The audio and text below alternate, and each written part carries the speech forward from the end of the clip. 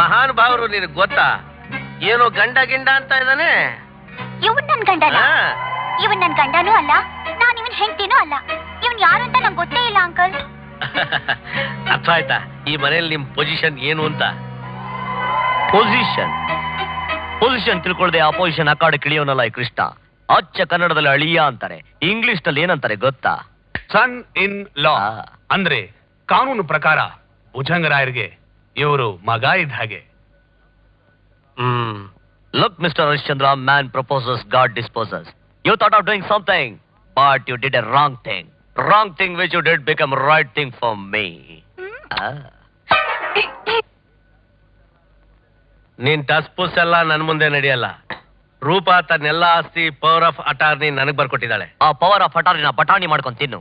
ಅವಳು power of attorney ಬರ್ಕೊಟ್ಟಿದ ತಕ್ಷಣ ಯಜಮಾನ ಆದ ಅಂತ ಕನ್ಸ್ ಕಾಣ್ಬೇಡ. ಯಾಕೆಂದ್ರೆ ಆ ಪವರ್ ಆಫ್ ಅಟಾರ್ನಿಗೆ ಪವರೇ ಇಲ್ಲ. ನಮ್ಮ ಮಾವ ಅಂದ್ರೆ ಭುಜಂಗ ರಾಯರು ಈ ಬಿಲ್ಲಲ್ಲಿ ಏನ್ ಬರ್ದಿದ್ದಾರೆ ಗೊತ್ತಾ? ಸಾಯೋವರೆಗೂ ಗಂಡ ಹೆಂಡತಿ ಅಂದ್ರೆ ಅವಳು ನಾನು ಸಮನಾಗಿ ಆಸ್ತಿನ ಅನುಭವಿಸ್ಬೋದು ಅಂತ. ಏನಂತ್ಯ?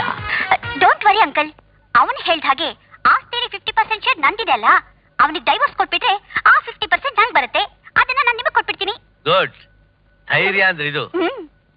ಏನಯ್ಯ ಕೃಷ್ಣ, ಕಾನೂನಿನ 4 ಪೇಜ್ ಓದಿದ ತಕ್ಷಣನೇ ಇಡೀ ಕಾನೂನೇ ಅರ್ಧ ಕುಡ್ದು ಅಂತರ ಮಾತಾಡ್ತಾ ಇದೆಯಲ್ಲ. ನಾನ್ ವಿದ್ಯಾವಂತ ಅಂತ ಸುಳ್ಳು ಹೇಳಿ ಈ ಹುಡುಗಿನ ಮೋಸದಿಂದ ಮದುವೆ ಆಗಿದೆಯಾ ಅಂತ ಒಂದು ನೋಟಿಸ್ ಜಾರಿ ಮಾಡಿದ್ರೆ ಸಾಕು, ಡೈವೋರ್ಸ್ ಜಡ್ಜ್ಮೆಂಟ್ ಕಾಪಿ ಬಂದು ನಿನ್ ಮನೆ ಬಾಗಿಲಲ್ಲಿ ಬೀಳುತ್ತೆ. ಎಸ್, ಹೌದು, ಹಾಗಂತ ಕ್ಲೀನ್ ಮಾಡಿದ್ರೆ ಡೈವೋರ್ಸ್ ಕೊಡ್ತಾರೆ. ನೋಡಿದ್ರೆ ಅಂಕಲ್, ನೀವ್ ಹಾಕಿದ ಅವನ್ ಜಾಯಿಂಟ್ ಬರ್ತಾ ಇದೆ.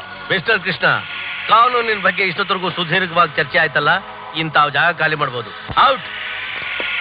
ಹೊರಡ್ಬೋದಾ? ಇನ್ನೂ ಇಲ್ಲೇ ಇದೆಯಾ? ಹೊರಡಕ್ ಮುಂಚೆ ಕಣ್ಣು ತುಂಬಾ ಒಂದೇ ಒಂದ್ಸರಿ ಇದನ್ನ ನೋಡ್ಬಿಡಿ.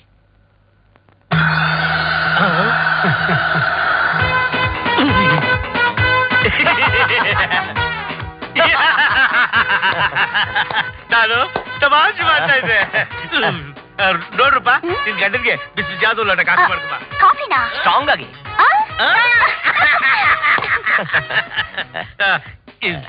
ಇನ್ಮೇಲಿದ್ದ ತಾವು ಎಲ್ಲೂ ಹೋಗ್ಬೇಡಿ, ಇಲ್ಲೇ ಇದ್ಬಿಡಿ. ಆಯ್ತು, ಇಲ್ಲೇ ಇರ್ತೀನಿ. ಬೇಗ ಹೋಗಿ ರೂಮ್ ರೆಡಿ ಮಾಡೋ.